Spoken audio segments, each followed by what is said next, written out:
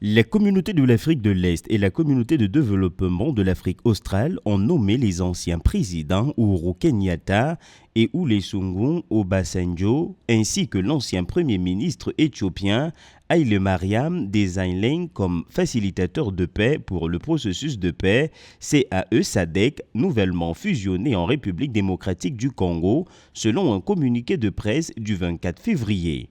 La nomination des trois facilitateurs marque une évolution vers une approche plus unifiée et coordonnée en fusionnant les processus de paix de Luanda et de Nairobi en un seul processus.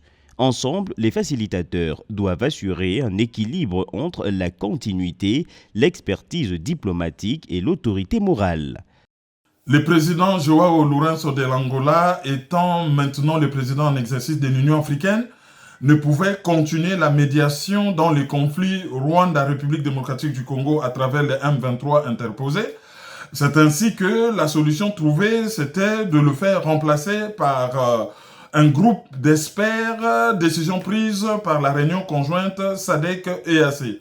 Et les trois personnalités choisies, l'ancien premier ministre éthiopien Desalegn, l'ancien président kenyan Uhuru Kenyatta et l'ancien président nigérian Olusegun Obasanjo est judicié parce que c'est des personnalités, ils ont de l'expérience et c'est des fins diplomates, ils sont en contact avec ce genre de dossiers.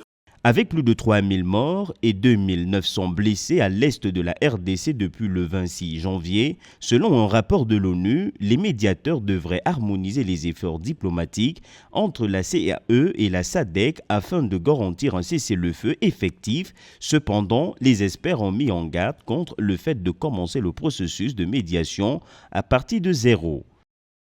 Nous trouvons qu'il est judicieux de continuer le travail parce que l'État travaille contre les victimes de graves violations des droits humains en République démocratique du Congo. Repartir de zéro, c'est une perte de temps et ça sera contre-productif. Donc, il faudrait déjà continuer l'excellent travail qui a déjà été fait pour le finaliser très rapidement au profit de la paix.